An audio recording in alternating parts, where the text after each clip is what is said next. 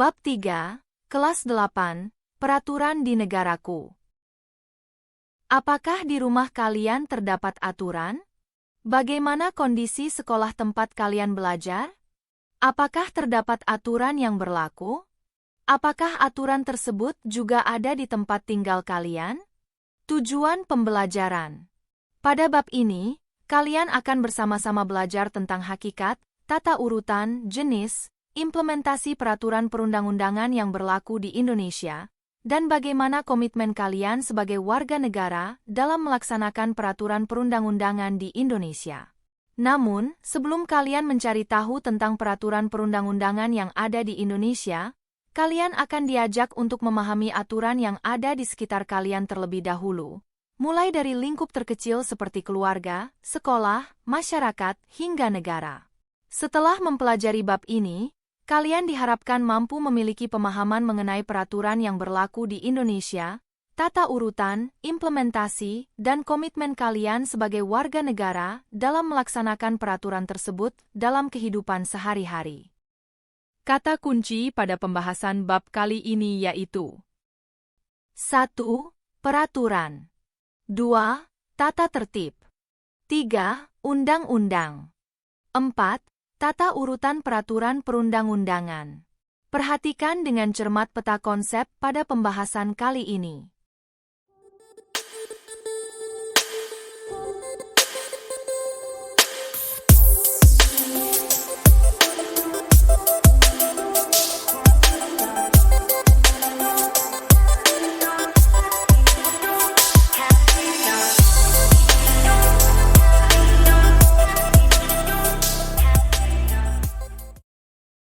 A.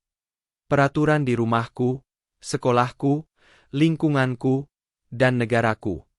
Simaklah cerita seputar bank sampah berikut ini. Mudah karena ada aturan. Pada Minggu pagi, Nahda Arzita bersama dengan beberapa anggota Karang Taruna terlihat sedang menimbang botol plastik yang dikumpulkan oleh warga. Sudah hampir 1 tahun Nahda bersama anggota Karang Taruna yang lain memelopori gerakan bank sampah. Lahirnya bank sampah diawali dengan tugas yang diberikan oleh orang tua Nahda. Setiap hari, Nahda mendapat tugas membuang sampah di kotak sampah. Lalu, 1 minggu sekali sampah tersebut diambil oleh petugas kebersihan. Namun, lebih dari 2 minggu sampah tersebut tidak diambil. Akibatnya, kotak sampah yang berada di depan rumah Nahda menjadi penuh. Melihat kotak sampah yang penuh, Nahda berinisiatif memisahkan sampah yang bisa didaur ulang dan yang tidak. Sampah yang tidak bisa didaur ulang, seperti botol plastik bekas minuman dipisahkan dan ditaruh di dalam keranjang. Seiring berjalannya waktu, sampah botol plastik menjadi banyak. Setelah itu, botol plastik dijual kepada pembeli barang-barang bekas. Setelah dijual, ternyata botol plastik ada nilai ekonomisnya. Berangkat dari peristiwa tersebut, Nahda mengajak anggota Karang Taruna untuk mengumpulkan sampah botol plastik. Awalnya, kegiatan berjalan lancar, tetapi lambat laun ditemukan banyak kendala. Salah satu kendalanya adalah tidak tertibnya warga memilah sampah. Oleh karena menemukan kendala, Nahda bersama dengan anggota Karang Taruna mendatangi rumah ketua rukun tetangga, RT. Tujuannya adalah untuk meminta ketua RT membuat aturan untuk warga tentang membuang sampah. Ternyata, aturan yang dibuat ketua RT itu sangat efektif. 1 bulan sekali, warga menyerahkan sampah botol plastik ke bank sampah. Setelah itu, Karang Taruna menjualnya. Hasil dari penjualan sampah plastik tersebut dibagi 2, 70% untuk warga dan 30% untuk Karang Taruna. Kegiatan bank sampah yang dikelola oleh Karang Taruna tersebut berjalan dengan baik karena kesadaran dan gotong royong warga. Warga menaati aturan yang dibuat oleh ketua RT. Cerita tentang bank sampah tersebut merupakan contoh baik dari adanya peraturan yang ada di lingkungan masyarakat. Peraturan mampu mempersembahkan kemudahan dan perlindungan bagi warga negara dalam setiap aktivitasnya, dari tidak tertib menjadi tertib, dari tidak terkelola menjadi terkelola.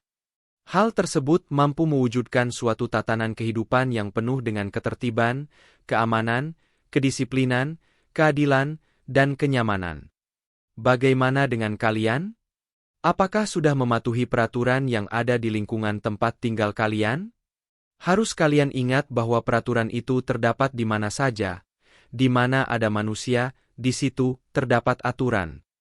Agar kalian menjadi lebih paham, ayo kita simak dan lakukan aktivitas berikut.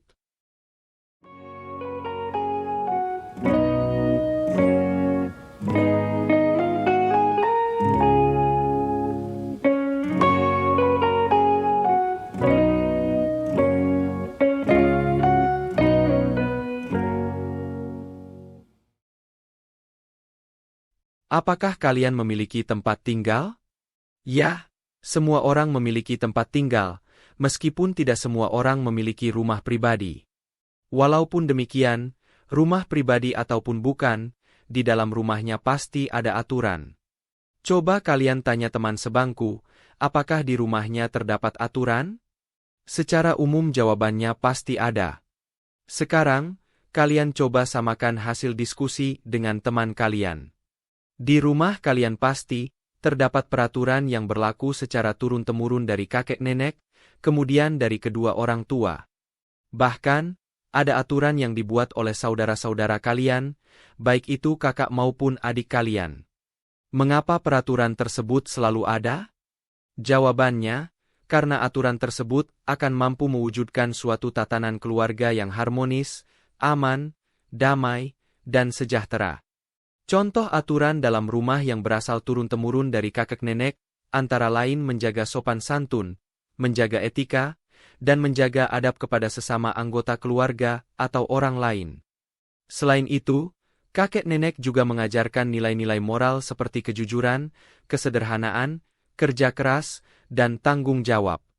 Aturan dari kakek nenek tersebut kemudian turun ke orang tua kita.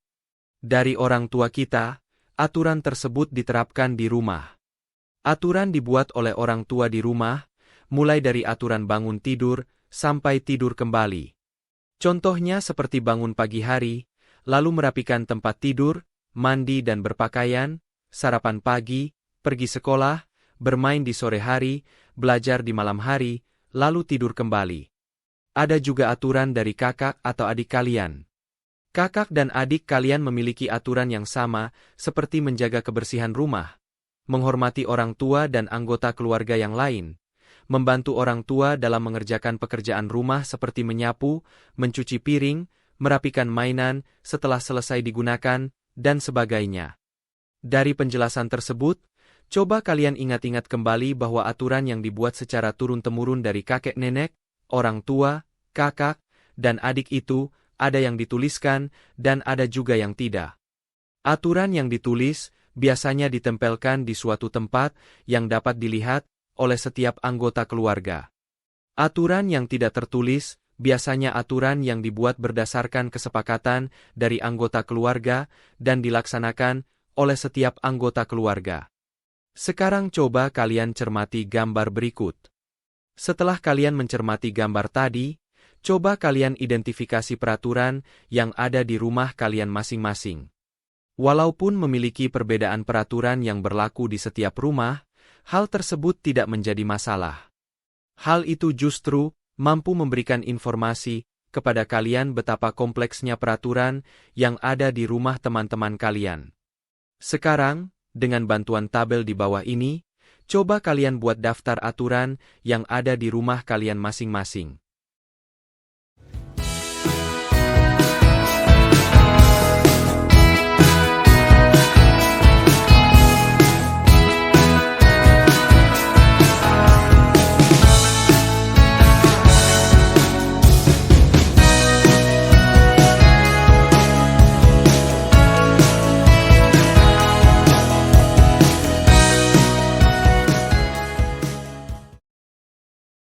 Setelah kalian selesai mengidentifikasi aturan-aturan yang ada di rumah kalian masing-masing, selanjutnya kalian presentasikan di depan kelas, agar teman-teman kalian yang lain juga mengetahui aturan-aturan yang ada di rumah kalian. Setelah presentasi, kini kalian mengetahui peraturan yang berlaku di rumah teman-teman kalian. Dalam benak kalian pasti ada pertanyaan, untuk apa peraturan itu ada? Peraturan di dalam rumah itu ada agar seluruh anggota keluarga kalian berinteraksi dan bergaul dalam keadaan damai dan tidak melakukan kegiatan yang merugikan anggota keluarga. Secara umum, dengan adanya aturan atau tata tertib di rumah, keseimbangan, ketertiban, keadilan, ketentraman, dan kebahagiaan setiap anggota keluarga dapat tercipta.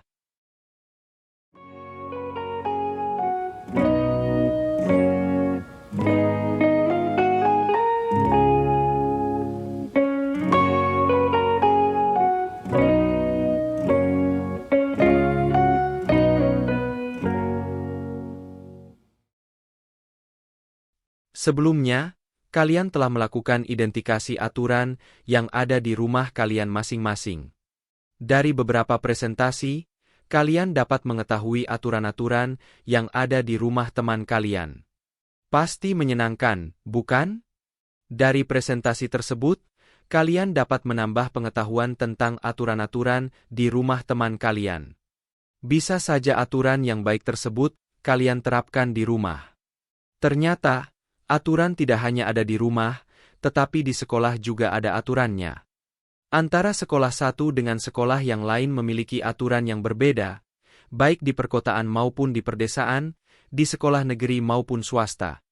Secara umum, masing-masing sekolah pasti mempunyai aturan yang sama, seperti menjaga ketertiban di sekolah, memakai seragam sekolah sesuai dengan jadwal, membuang sampah pada tempatnya, berkata dan bersikap sopan kepada siapapun, menghormati guru dan warga sekolah yang lain, dan memakai masker. Lalu, bagaimana dengan sekolah kalian? Pasti juga ada aturannya, bukan? Tentu kalian semua sudah mengetahui aturan atau tata tertib yang ada di sekolah kalian masing-masing. Supaya kalian semakin memahami aturan yang ada di sekolah, mari bersama-sama kita lakukan identifikasi aturan atau tata tertib yang ada di sekolah.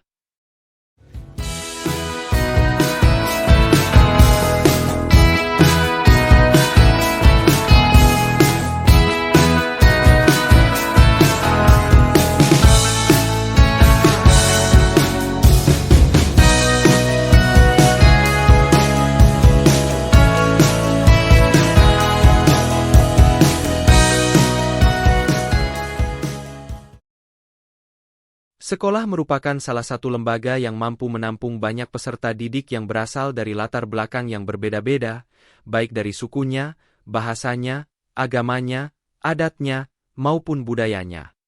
Para guru dan staf administrasi juga memiliki latar belakang yang berbeda-beda.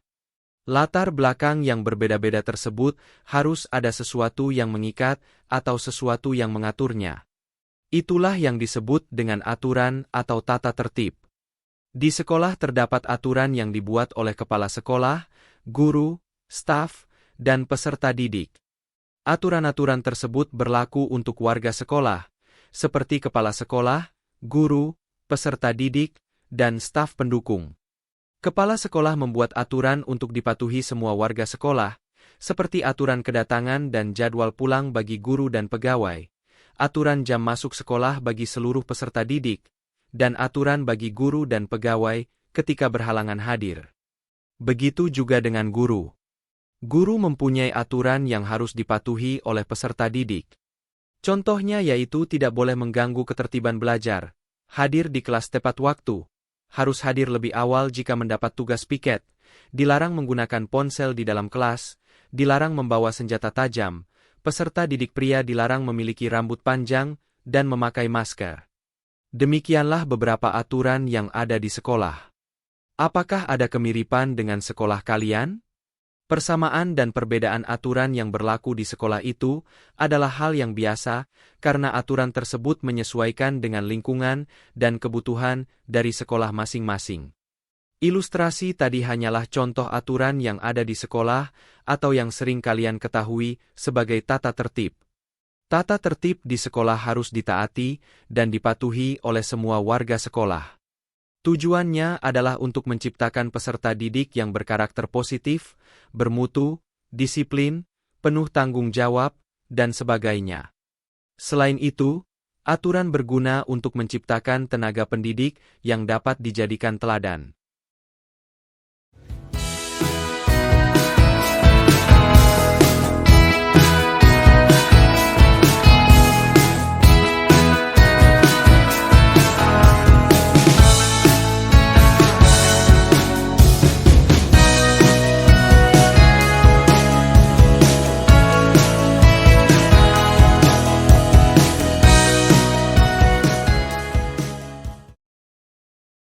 Tiga. Peraturan di lingkunganku.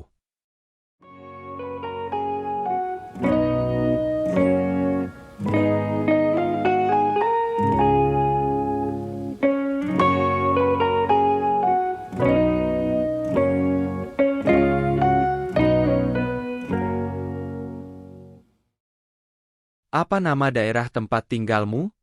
Bagaimana keadaan masyarakat di sana? Apakah di sana juga memiliki aturan atau tata tertib? Sebagai bagian dari masyarakat, tentu kalian harus berinteraksi dengan warga lain yang ada di tempat tinggal kalian. Kita sebagai makhluk sosial tentu tidak bisa hidup sendiri. Hidup bermasyarakat pasti membutuhkan tetangga. Ketika kita berinteraksi dengan tetangga, tentu ada aturan-aturan yang harus dipatuhi, seperti yang telah sama-sama kita pelajari di atas.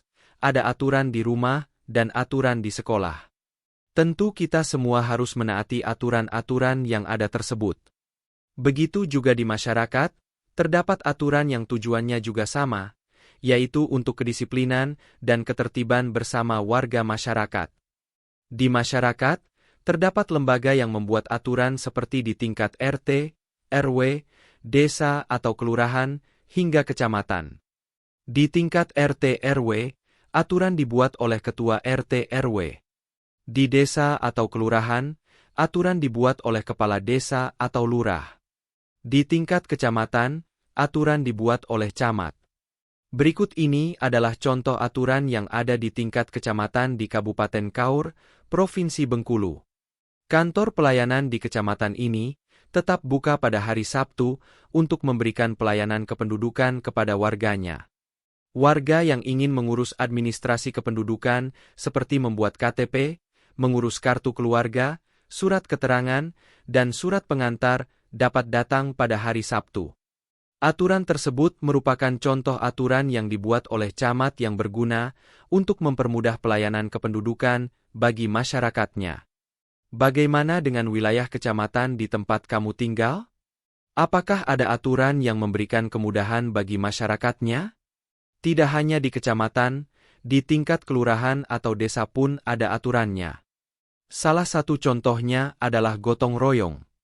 Gotong royong merupakan tradisi dari nenek moyang yang harus kita jaga dan lestarikan bersama. Beberapa contohnya yaitu gotong royong memperbaiki jalan, membersihkan saluran air, dan membangun rumah. Di beberapa daerah, gotong royong memiliki penamaan yang berbeda-beda. Di Riau, ada istilah batobo untuk sebutan gotong royong saat menggarap ladang atau sawah. Di wilayah Yogyakarta, gotong royong memiliki sebutan sambatan. Selain itu, masih ada banyak lagi sebutan-sebutan lain dari gotong royong. Nah, sekarang coba kalian diskusikan dengan teman sebangku atau teman yang duduk di depan atau belakang kamu. Adakah sebutan lain dari gotong royong di tempat kalian tinggal? Aturan yang ada di masyarakat tidak hanya soal gotong royong, tetapi masih ada banyak aturan lainnya. Satu daerah dengan daerah lain tentu memiliki aturan yang berbeda tergantung karakteristik daerahnya masing-masing. Salah satu contohnya yaitu aturan jam wajib belajar masyarakat di lingkup RT RW yang ada di salah satu perumahan di Kota Bekasi, Provinsi Jawa Barat. Mendidik anak bukan hanya menjadi tanggung jawab kedua orang tua di rumah atau guru di sekolah, tetapi juga menjadi tanggung jawab lingkungan atau masyarakat. Peran serta semua kalangan tersebut sangat diperlukan untuk menciptakan generasi penerus bangsa yang beriman dan bertakwa kepada Tuhan Yang Maha Esa, berakhlak mulia, berkebinekaan global, gotong royong, mandiri, bernalar kritis, serta kreatif. Aturan atau tata tertib bertujuan untuk ketertiban, kedisiplinan, dan kenyamanan bersama. Kalian tahu tidak, apa yang dimaksud dengan aturan atau peraturan? Jika merujuk Kamus Besar Bahasa Indonesia, yang dimaksud dengan peraturan adalah tatanan, petunjuk, kaidah, ketentuan yang dibuat untuk mengatur. Peraturan tersebut merupakan hasil dari kesepakatan bersama yang telah dirumuskan secara bersama-sama oleh anggota masyarakat.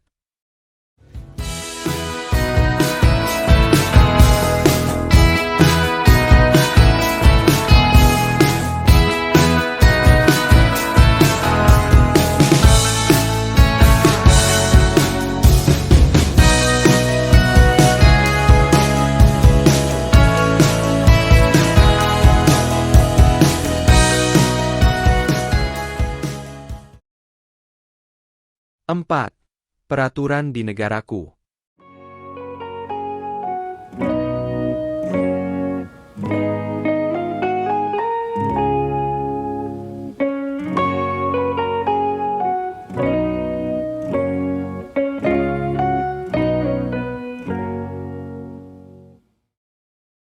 Setelah kalian mempelajari dan membuat identifikasi aturan atau tata tertib yang ada di keluarga, sekolah, lingkungan masyarakat, kini kita akan bersama-sama mempelajari aturan yang ada di lingkup yang lebih besar, yaitu lingkup berbangsa dan bernegara.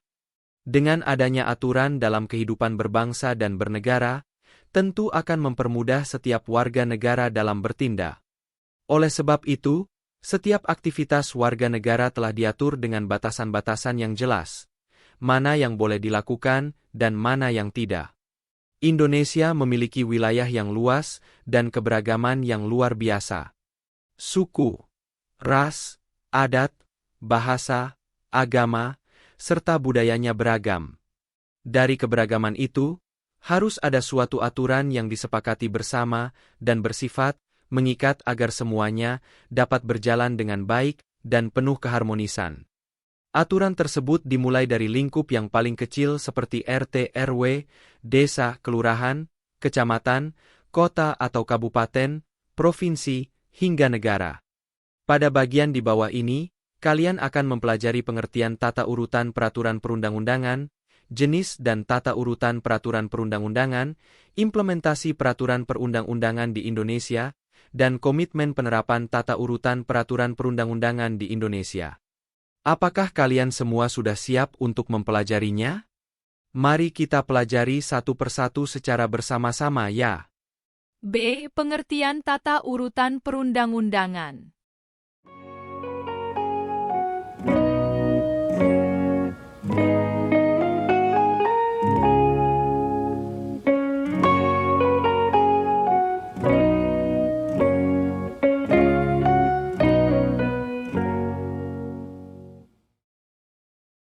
Pada bab sebelumnya, kalian sudah mempelajari aturan dan norma dalam bernegara.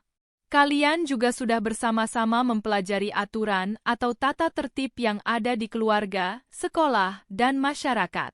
Kali ini, kita pelajari tata urutan yang ada di negara kita, ya. Bicara soal tata urutan perundang-undangan, pada dasarnya terdapat dua golongan aturan, yakni yang bersifat superior, lebih tinggi, dan yang bersifat inferior, lebih rendah. Aturan yang lebih rendah harus sesuai dengan aturan yang lebih tinggi. Negara Indonesia merupakan negara hukum. Segala sesuatunya memiliki aturan. Sebagaimana terdapat di pasal 1 ayat 3 dalam UUD NRI tahun 1945, disebutkan, Indonesia adalah negara hukum. Artinya, negara Indonesia mengedepankan hukum dalam menjalankan setiap lini kehidupan bermasyarakat, berbangsa, dan bernegara. Peraturan perundang-undangan di Indonesia dibuat dengan berurutan. Adanya urutan peraturan perundang-undangan berarti setiap peraturan perundang-undangan yang ada di Indonesia tidak boleh bertentangan dengan peraturan perundang-undangan yang berada di atasnya. Semua peraturan dan perundang-undangan dibuat secara berjenjang atau berurutan, hierarkis, sehingga menjadi satu kesatuan yang utuh dalam sistem hukum yang berlaku di Indonesia. Penataan undang-undang dan peraturan disebut dengan hierarki peraturan perundang-undangan. Tata urutan tersebut didasarkan pada Undang-Undang Nomor 12 Tahun 2011, kemudian disempurnakan dengan Undang-Undang Nomor 15 Tahun 2019 dan Undang-Undang Nomor 13 Tahun 2022 tentang pembentukan peraturan perundang-undangan. Tata urutan peraturan perundang-undangan meliputi A. UDNRI tahun 1945, B. Ketetapan MPR TEP MPR, C. Undang-Undang UU, Peraturan Pemerintah Pengganti Undang-Undang Perpu, D. Peraturan Pemerintah PP, E. Peraturan Presiden Perpres, F. Peraturan Daerah Provinsi Perda Provinsi, dan G. Peraturan Daerah Kabupaten atau Kota Perda Kabupaten atau Kota. Untuk mempermudah kalian dalam memahaminya, tata urutan tersebut digambarkan dengan piramida tata urutan perundang-undangan. Berdasarkan piramida tersebut, UUD NRI tahun 1945 merupakan piramida di bagian paling atas. Selanjutnya, terdapat undang-undang, peraturan pemerintah, dan peraturan presiden di bagian bawahnya. Peraturan daerah provinsi serta peraturan daerah kabupaten atau kota berada di piramida paling bawah. Piramida tata urutan peraturan perundang-undangan yang ada di Indonesia didasarkan pada Undang-Undang Nomor 12 Tahun 2011 dan disempurnakan dengan Undang-Undang Nomor 15 Nomor 2019 dan Undang-Undang Nomor 13 Tahun 2022. Adapun piramida tata urutan peraturan perundang-undangan tersebut dapat dilihat gambar berikut. Setelah melihat piramida tersebut, apakah kalian semakin paham dengan tata urutan peraturan perundang-undangan di negara kita? Semoga kalian semakin paham, ya. Jika belum, cermati kembali piramida tersebut. Penyusunan peraturan perundang-undangan, baik di pemerintah pusat maupun di daerah, harus memenuhi beberapa asas sebagaimana terdapat dalam Pasal 5 UU Nomor 12 Tahun 2011 tentang pembentukan peraturan perundang-undangan. Beberapa asas tersebut adalah sebagai berikut.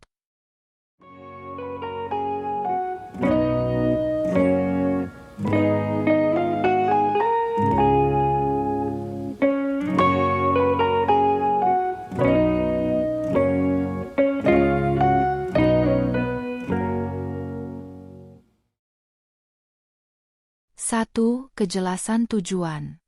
Setiap peraturan perundang-undangan harus memiliki tujuan yang ingin dicapai. 2. Kelembagaan atau organ pembentuk. Peraturan perundang-undangan harus dibuat oleh lembaga negara atau pejabat yang berwenang. Peraturan tersebut dapat dibatalkan apabila dibuat bukan oleh lembaga yang berwenang. 3. Kesesuaian jenis, hierarki, dan materi muatan. Pembuatan peraturan perundang-undangan harus memperhatikan materi muatan agar tepat sesuai dengan jenis dan hierarkinya. 4. Dapat dilaksanakan. Peraturan pembuatan undang-undang harus memperhatikan efektivitasnya di masyarakat secara filosofis, sosiologis, dan yuridis. 5. Kedayagunaan dan kehasilgunaan. Peraturan perundang-undangan dibuat karena dibutuhkan serta bermanfaat untuk mengatur warga. 6. Kejelasan rumusan. Peraturan perundang-undangan harus mempunyai persyaratan teknis seperti sistematika, pemilihan kata, istilah, dan bahasa hukum. 7. Keterbukaan. Transparan di setiap tahapan mulai dari tahap perencanaan, penyusunan, pembahasan, pengesahan atau penetapan, hingga tahap pengundangan. Demikian asas pembentukan peraturan perundang-undangan yang ada di Indonesia. Selain itu, dengan memahami tata urutan peraturan perundang-undangan dan asas-asas yang berlaku, diharapkan tidak ada aturan yang tumpang tindih antara satu aturan dengan yang lainnya. Sekarang, kalian sudah semakin paham tentang asas dan tata urutan peraturan perundang-undangan yang ada di negara kita, bukan?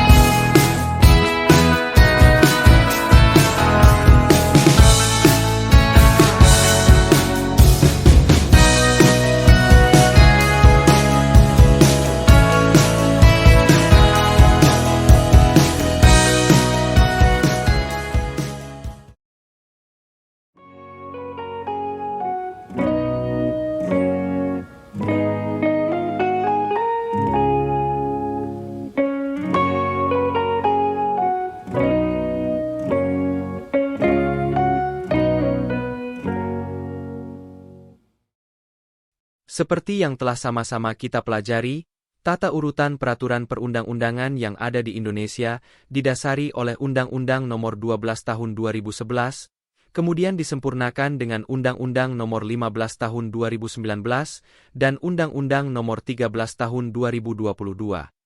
Jika melihat tata urutan peraturan perundang-undangan dalam bentuk piramida di atas, UUD NRI tahun 1945 berada di kotak piramida paling atas. Oleh karena itu, pembentukan semua aturan hukum yang ada di Indonesia harus didasarkan pada UUD NRI tahun 1945. Berikut ini, kalian akan bersama-sama mempelajari satu persatu tata urutan peraturan perundang-undangan yang ada di negara kita. Penjelasan singkat dari masing-masing tata urutan peraturan disajikan di bawah ini. Undang-Undang Dasar Republik Indonesia tahun 1945, UUD NRI tahun 1945, merupakan undang-undang yang disusun oleh para pendiri bangsa melalui Badan Penyelidik Usaha-Usaha Kemerdekaan, BUP, dan Panitia Persiapan Kemerdekaan Indonesia, PPKI, tahun 1945.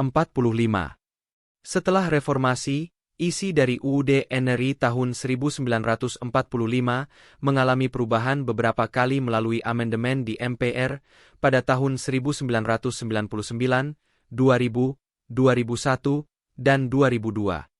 Namun, esensi dari isi UUD tersebut tidak diubah sebagai turunan dari nilai-nilai yang ada di Pancasila. Itu artinya, UUD NRI tahun 1945 merupakan perwujudan nilai-nilai Pancasila sebagai dasar negara dan menjadi rujukan utama dalam penyusunan perundang-undangan. Ketika melakukan perubahan UUD NRI tahun 1945, terdapat beberapa kesepakatan mendasar yang dipertahankan, antara lain pembukaan UUD NRI tahun 1945 tidak dapat diubah. Bentuk negara adalah Negara Kesatuan Republik Indonesia, menegaskan sistem pemerintahan presidensial. Penjelasan hal-hal normatif, hukum, yang akan dimasukkan ke dalam pasal-pasal, serta melakukan perubahan dengan cara adendum yang artinya melakukan penambahan pasal tanpa menghilangkan pasal sebelumnya. Adapun bab-bab yang diatur dalam UUD NRI tahun 1945 antara lain bentuk dan kedaulatan, Majelis Permusyawaratan Rakyat, kekuasaan pemerintahan negara, Kementerian Negara, pemerintah daerah, Dewan Perwakilan Rakyat, Dewan Perwakilan Daerah, pemilihan umum, hal keuangan, Badan Pemeriksa Keuangan, serta kekuasaan kehakiman. Terdapat juga bab-bab dalam UUD NRI tahun 1945 yang mengatur wilayah negara, warga negara dan penduduk, hak asasi manusia, agama, pertahanan dan keamanan negara, pendidikan dan kebudayaan, perekonomian nasional dan kesejahteraan sosial, bendera, bahasa, dan lambang negara, lagu kebangsaan, serta perubahan Undang-Undang Dasar.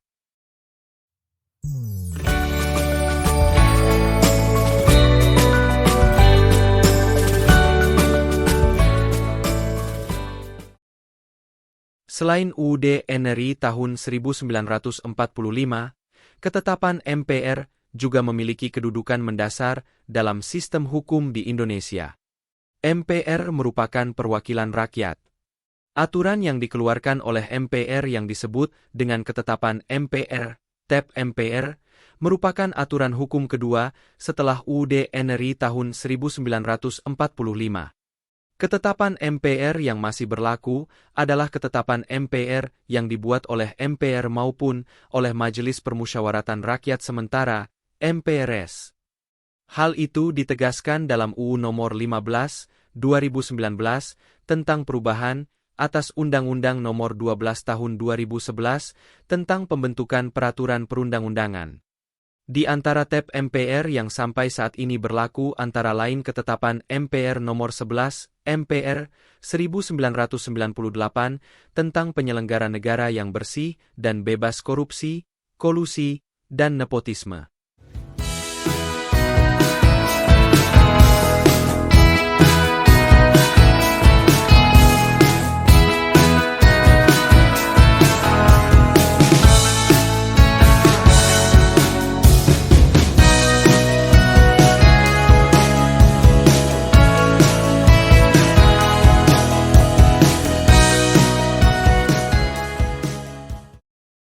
Tiga, Undang-Undang UU atau Peraturan Pemerintah Pengganti Undang-Undang Perpu.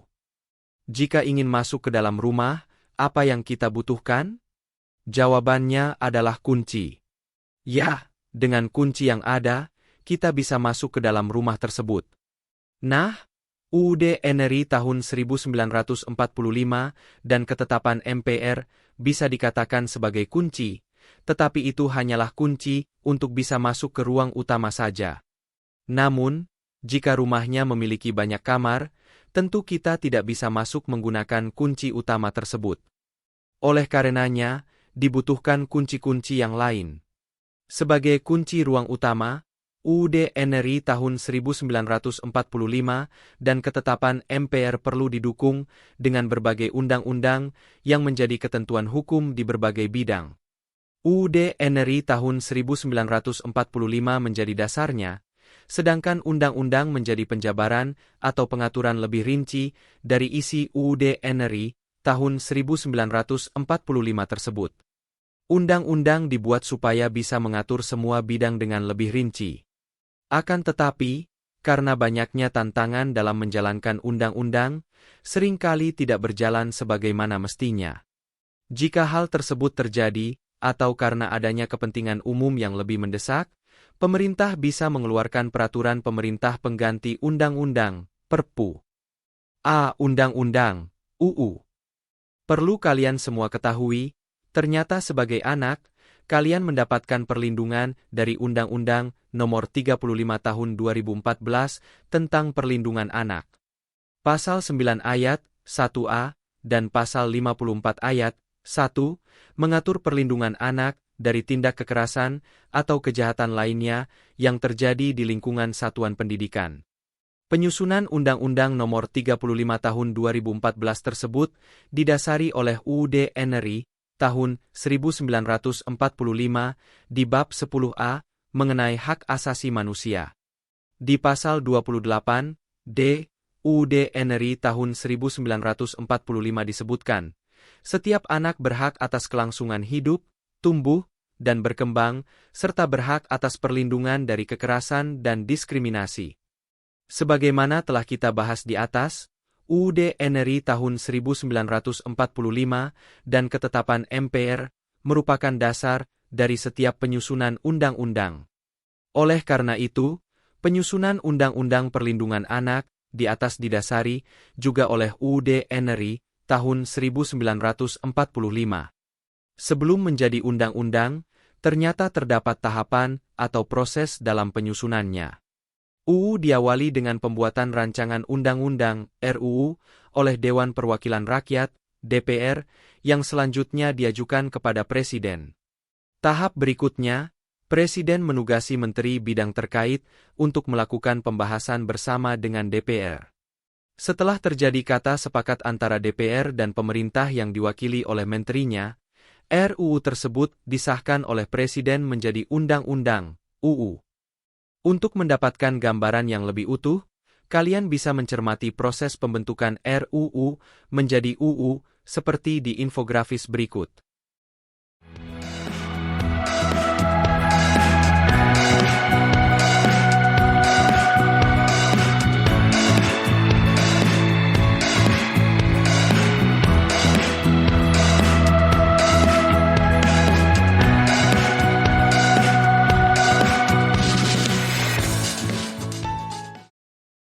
Selain Dewan Perwakilan Rakyat, DPR, tidak ada lembaga negara di Indonesia yang bisa membuat undang-undang. Hanya saja, selain DPR, RUU juga bisa diajukan oleh Presiden untuk dibahas bersama dengan DPR. Dewan Perwakilan Daerah, DPD, tidak bisa membuat undang-undang. Namun, mereka bisa mengajukan RUU yang berkaitan dengan daerah, serta memberikan pertimbangan kepada DPR terhadap RUU terkait APBN, pajak, pendidikan, dan agama. Ketika mengajukan RUU, DPD mengajukannya secara tertulis kepada DPR. Kemudian DPR membahas RUU tersebut. Bila RUU disetujui, DPR lalu memproses RUU tersebut bersama dengan pemerintah sampai menjadi undang-undang. B. Peraturan Pemerintah Pengganti Undang-Undang, Perpu. Penyusunan undang-undang melalui beberapa tahapan mulai dari tahap perencanaan, penyusunan, pembahasan, pengesahan, hingga pengundangan. Karena tahapannya panjang, penyusunan undang-undang secara otomatis juga membutuhkan waktu yang lama.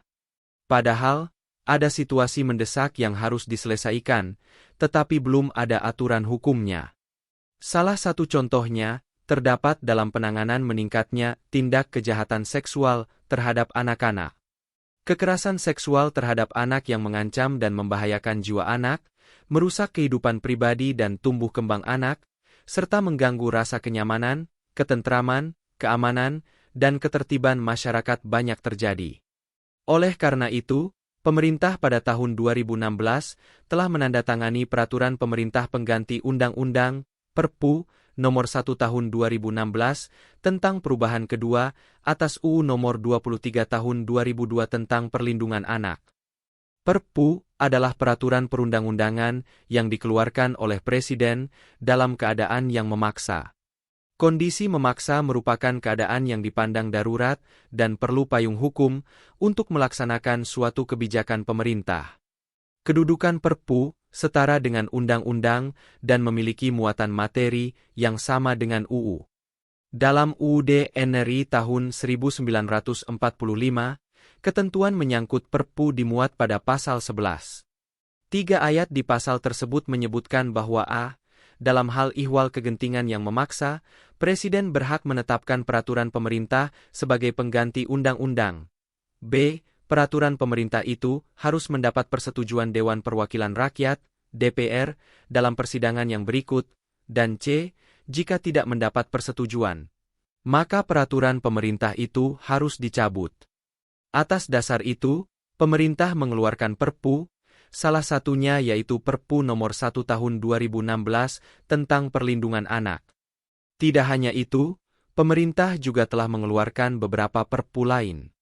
Perpu juga bisa digunakan oleh pemerintah untuk menangani berbagai situasi darurat yang memerlukan penanganan segera, seperti penanganan pandemi COVID-19 tahun 2020 yang lalu.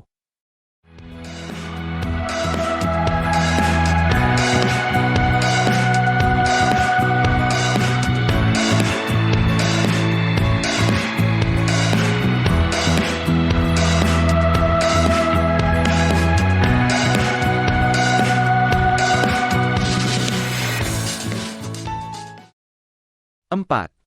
Peraturan Pemerintah, PP, dan Peraturan Presiden, Perpres. Kalian masih ingat dengan piramida tata urutan perundang-undangan yang pernah dibuat? Coba amati lagi piramida tersebut. Pada piramida tata urutan peraturan perundang-undangan tersebut, UUD NRI tahun 1945 menempati bagian yang paling atas, sedangkan seluruh undang-undang serta Perpu menempati bagian-bagian yang ada di bawahnya. UUD NRI tahun 1945 serta seluruh UU yang ada tersebut masih harus dilengkapi dengan bagian dari piramida-piramida yang lain, yakni Peraturan Pemerintah, PP, serta Peraturan Presiden, Perpres. Fungsi PP adalah menjelaskan aturan secara rinci dari hal-hal yang telah diatur dalam undang-undang. Ibaratnya, PP seperti buku panduan dari penggunaan produk elektronik. Secara umum, pasti sudah ada keterangan tentang produk tersebut, tetapi masih diperlukan petunjuk teknis yang lebih rinci. Tujuannya untuk mempermudah kita dalam menggunakan produk tersebut. PP hanya akan dikeluarkan jika sudah ada undang-undangnya. Tujuannya adalah untuk memaksimalkan suatu undang-undang yang sudah ada. Adanya PP akan membuat pelaksanaan undang-undang menjadi lebih lengkap. Peraturan Presiden (Perpres) bisa dikeluarkan dengan tidak berkaitan dengan apapun untuk melaksanakan undang-undang yang ada, tetapi bisa dikeluarkan dari kewenangan yang dimiliki oleh Presiden dalam rangka melaksanakan tugas-tugas pemerintahan. Hal tersebut sesuai dengan Pasal 1 Nomor 6 Undang-Undang Nomor 12 Tahun 2011 yang menyebutkan bahwa Peraturan Presiden (Perpres) adalah peraturan perundang-undangan yang ditetapkan oleh Presiden untuk menjalankan perintah peraturan perundang-undangan yang lebih tinggi atau dalam menyelenggarakan kekuasaan pemerintahan. A. Peraturan Pemerintah (PP). Peraturan Pemerintah (PP) merupakan peraturan perundang-undangan yang ditetapkan oleh Presiden untuk menjalankan undang-undang sebagaimana ditetapkan dalam UUD NRI tahun 1945 Pasal 5 Ayat 2. Terdapat 3 tahap untuk pembuatan PP. Pertama, tahap perencanaan rancangan PP yang disiapkan kementerian atau lembaga pemerintah lain sesuai bidang terkait. Kedua, tahap penyusunan oleh panitia antar kementerian atau lembaga pemerintah tersebut. Ketiga, tahap penetapan dan pengundangan PP oleh Presiden. Salah satu contohnya yaitu PP Nomor 1 Tahun 2022 tentang Register Nasional dan Pelestarian Cagar Budaya.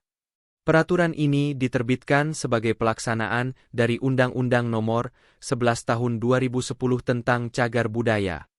Hadirnya PP ini diharapkan bisa segera berdampak pada upaya pengelolaan dan pelestarian cagar budaya di Indonesia. B. Peraturan Presiden (Perpres). Berdasarkan Undang-Undang Nomor 12 Tahun 2011 yang diperbarui dengan Undang-Undang Nomor 15 Tahun 2019 dan Undang-Undang Nomor 13 Tahun 2022 tentang pembentukan peraturan perundang-undangan, proses penyusunan Perpres mengikuti beberapa tahapan. Tahap pertama adalah penyusunan rancangan Perpres melalui pembentukan panitia antar lembaga, baik kementerian maupun bukan kementerian terkait. Selanjutnya adalah pengharmonisasian, pembulatan, dan pemantapan konsepsi rancangan peraturan Presiden yang dikoordinasikan oleh Menteri di bidang hukum. Bersama dengan Perpres, terdapat juga keputusan Presiden, Kepres, yang juga dibuat oleh Presiden. Pemberlakuan Kepres adalah untuk subjek khusus yang diterangkan pada Kepres tersebut saja, sedangkan Perpres adalah untuk semua orang, umum. Peraturan Presiden, Perpres, adalah peraturan yang diterbitkan oleh Presiden sebagai bagian dari kewenangannya dalam menjalankan pemerintahan. Perpres bertujuan untuk mengatur hal-hal tertentu yang lebih rinci, seperti pelaksanaan kebijakan yang telah ditetapkan dalam keputusan-keputusan Presiden sebelumnya. Perpres berfungsi sebagai aturan hukum yang memberikan petunjuk dalam tindakan administratif, mengatur struktur pemerintahan, dan mengatur prosedur tertentu dalam pelaksanaan kebijakan pemerintah. Di sisi lain, keputusan Presiden Kepres merupakan keputusan yang diambil oleh Presiden dalam menjalankan tugas-tugasnya sebagai kepala negara dan kepala pemerintahan. Kepres berlaku sebagai instrumen hukum yang mengatur kebijakan nasional dan dapat mencakup berbagai aspek, seperti pengangkatan pejabat, penetapan kebijakan ekonomi, pengaturan keamanan, dan perubahan struktur pemerintahan. Salah satu contohnya adalah Kepres Nomor 7 Tahun 2020 tentang gugus tugas percepatan penanganan COVID-19. Contoh Perpres adalah Perpres Nomor 101 Tahun 2022 tentang Strategi Nasional Penghapusan Kekerasan Terhadap Anak.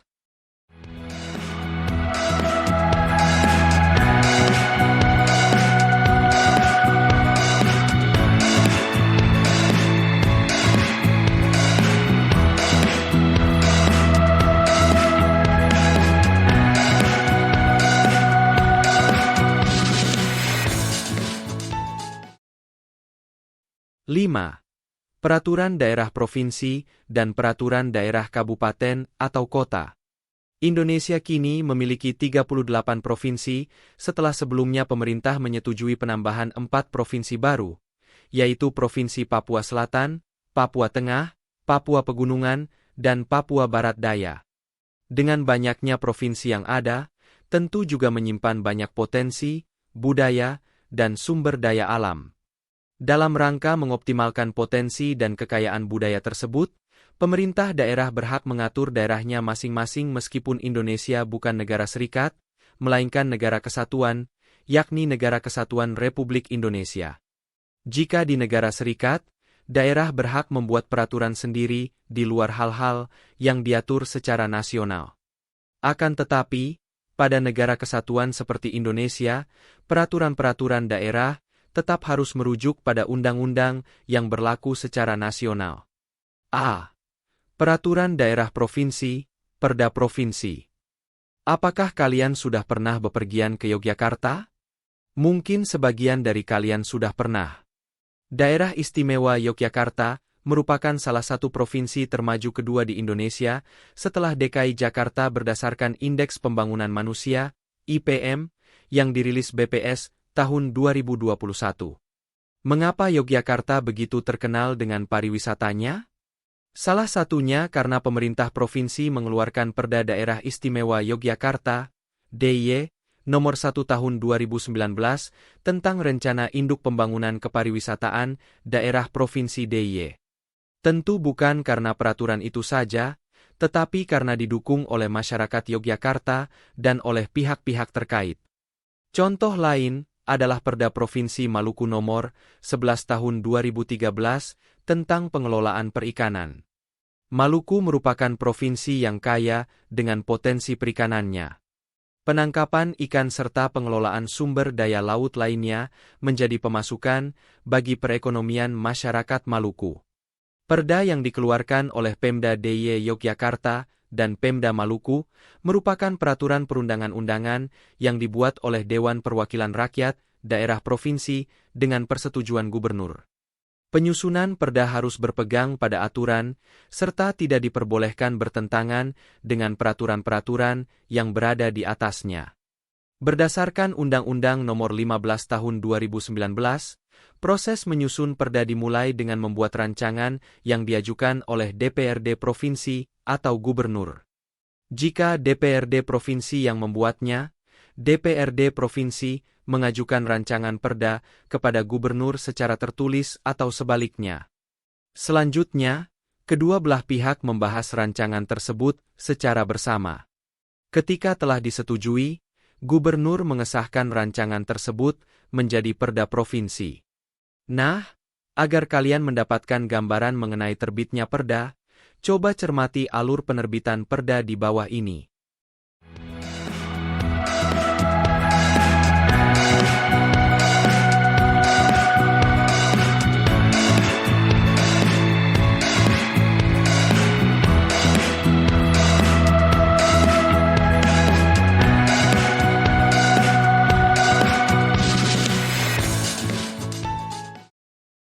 B.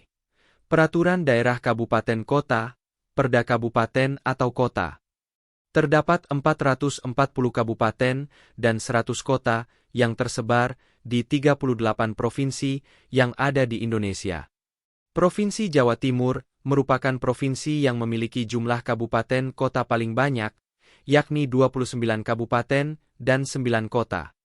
Luasnya wilayah tersebut menyebabkan kabupaten, kota membutuhkan dasar hukum guna mengatur wilayahnya masing-masing. Oleh karena itu, pemerintah daerah bisa membuat peraturan daerahnya masing-masing. Setiap kabupaten kota memiliki peraturan yang berbeda-beda, tergantung kebutuhan daerahnya. Salah satu contohnya, yaitu Peraturan Daerah Kabupaten Jayapura Nomor 8 Tahun 2016 tentang Kampung Adat. Perda ini memberikan perlindungan dan kesempatan untuk memperkuat keberadaan dan mendorong peran serta masyarakat adat dalam penyelenggaraan pemerintah dan pembangunan di Kabupaten Jayapura.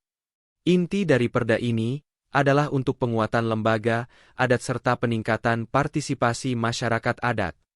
Contoh lainnya yaitu Peraturan Daerah Kota Bandung Nomor 1 Tahun 2013 tentang Rencana Induk Pembangunan Kepariwisataan Daerah tahun 2012-2025.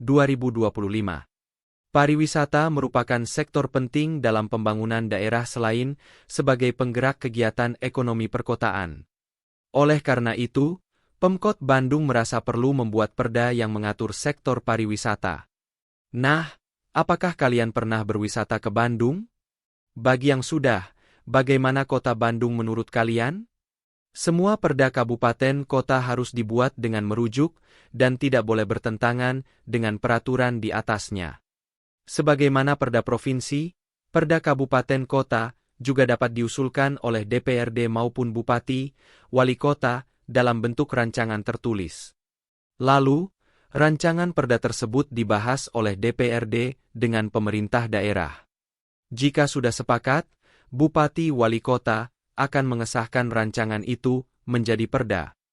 D. Implementasi peraturan perundang-undangan.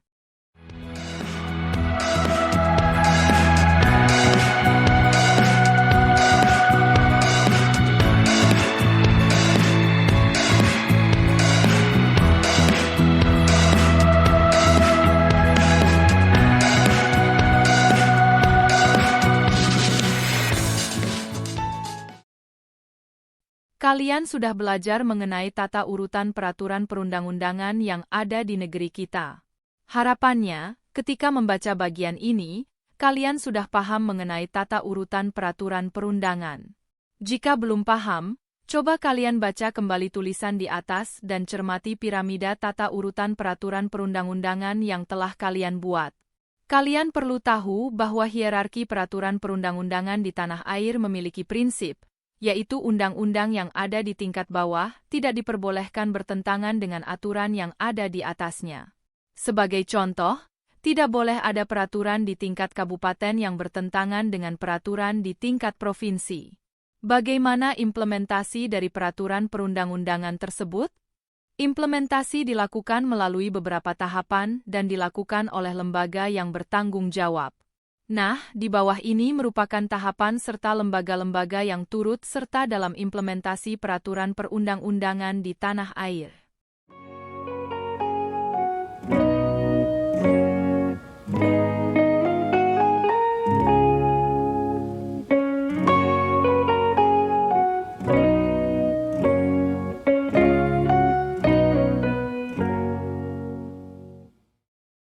Satu. Pembentukan peraturan perundang-undangan yang terdiri dari beberapa tahapan, mulai dari inisiasi ide, perancangan RUU, pembahasan di DPR, pengesahan, hingga pengundangan oleh Presiden.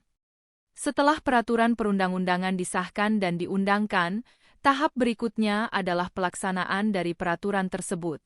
Pelaksanaan UU tersebut dilakukan oleh pemerintah serta lembaga-lembaga yang ditunjuk guna melaksanakan tugas dari UU tersebut. 3. Pengawasan pelaksanaan perundang-undangan. Fungsi pengawasan terhadap pelaksanaan undang-undang ada di DPR dan DPD melalui fungsi pengawasan yang dimiliki masing-masing terhadap pemerintah yang melaksanakan peraturan perundang-undangan. Selain itu, diperlukan peran aktif dari masyarakat untuk melakukan pengawasan melalui saluran lembaga yang tersedia, seperti DPR, DPD, pengadilan, Mahkamah Konstitusi, dan Ombudsman. 4. Penegakan hukum. Tugas dari penegak hukum dilakukan oleh kepolisian, hakim, jaksa, dan pengadilan. Namun, penegakan hukum tidak hanya dilakukan oleh instansi tersebut, tetapi ada juga lembaga pemasyarakatan, advokat, dan lembaga lain. Penegakan hukum merupakan suatu proses yang dilakukan oleh aparat penegak hukum untuk menerapkan dan menjalankan aturan hukum yang berlaku. 5. Sanksi bagi pelanggar peraturan perundang-undangan. Pelanggar peraturan perundang-undangan akan dikenakan sanksi. Sanksi dapat berupa denda, pidana, atau sanksi administratif. Demikianlah implementasi peraturan-peraturan perundang-undangan di Indonesia. Mari kita kaitkan dengan implementasi di lingkungan sekolah. Sekolah membuat tata tertib dan mengadakan sosialisasi kepada peserta didik dan orang tua mengenai pentingnya mematuhi peraturan yang ada di sekolah. Di rumah, Orang tua bisa memberikan pengertian kepada anak-anaknya mengenai peraturan yang berlaku di rumah. Orang tua juga memberikan teladan dalam mematuhi peraturan yang ada di rumah. Selain itu, masyarakat juga berperan aktif dalam menjaga keamanan dan kenyamanan anak-anak supaya tidak terjadi kekerasan atau eksploitasi terhadap anak. Komitmen penerapan tata urutan peraturan perundang-undangan di Indonesia.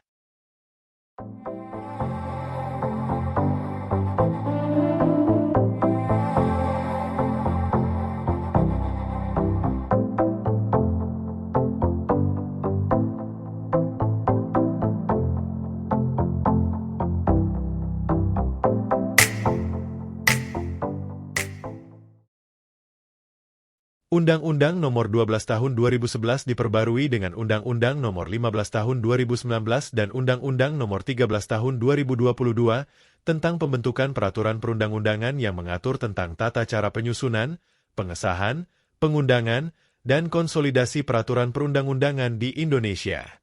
Berikut komitmen penerapan tata urutan peraturan perundang-undangan tersebut. 1. Pembentukan peraturan perundang-undangan harus dilakukan secara terkoordinasi dan konsisten dengan mempertimbangkan peraturan perundang-undangan yang sudah ada sebelumnya serta memastikan tidak ada tumpang tindih antar peraturan. 2. Penyusunan RUU harus dilakukan secara terbuka serta partisipatif dengan melibatkan semua pihak yang berkepentingan seperti masyarakat, akademisi, serta praktisi. 3. Analisis dan evaluasi peraturan perundang-undangan secara berkala. Hal ini dilakukan guna memastikan bahwa peraturan perundang-undangan yang ada tetap relevan sesuai dengan perkembangan zaman dan kebutuhan masyarakat. 4. Pengawasan dan penegakan hukum terhadap pelanggar peraturan perundang-undangan haruslah dilakukan secara tegas, adil, dan tanpa pandang bulu. Dengan demikian, setiap orang memiliki keadilan dan memiliki kepercayaan terhadap sistem hukum yang ada. Demikianlah poin-poin komitmen kita bersama dalam mematuhi peraturan perundang-undangan yang ada di tanah air. Dengan kita mematuhi semua peraturan perundang-undangan, pasti akan tercipta ketertiban bersama. Sebagai warga negara, kalian juga harus memiliki komitmen terhadap penerapan aturan yang ada di rumah, sekolah, lingkungan, bangsa, dan negara. Komitmen kalian dapat berupa turut serta dalam penyusunan aturan, analisis terhadap aturan yang ada, serta pengawasan terhadap aturan atau tata tertib yang ada. Akhirnya, kalian sudah sampai pada akhir pembahasan bab 3 yang membahas urutan peraturan perundang-undangan di Indonesia. Mengapa kalian harus mengetahui tata urutan perundang-undangan tersebut? Karena dengan mengetahui tata urutan tersebut, kalian menjadi paham bahwa peraturan dibuat dengan dasar. Dasar utama dalam penyusunan undang-undang adalah UUD NRI tahun 1945 dan ketetapan MPR. Penyusunan peraturan yang ada di bawahnya, seperti penyusunan undang-undang peraturan pemerintah pengganti undang-undang, Perpu, peraturan pemerintah, PP, peraturan presiden, Perpres, peraturan daerah provinsi, Perda provinsi, hingga peraturan daerah kabupaten kota, Perda kabupaten kota. Tidak boleh bertentangan satu sama lain karena dalam Undang-Undang Nomor 12 Tahun 2011 sudah diatur mengenai tata urutan atau hierarkinya. Begitu juga dengan aturan-aturan yang ada di rumah, sekolah, dan masyarakat. Semuanya itu ada aturan dan tata urutannya. Mulai lingkup kecil sampai besar yang saling melengkapi. Jadi, dengan kalian menaati semua aturan yang ada, sebagai generasi muda kalian bisa berpartisipasi dalam menjaga keamanan dan ketertiban bersama. Semua itu demi masa depan Indonesia yang lebih baik.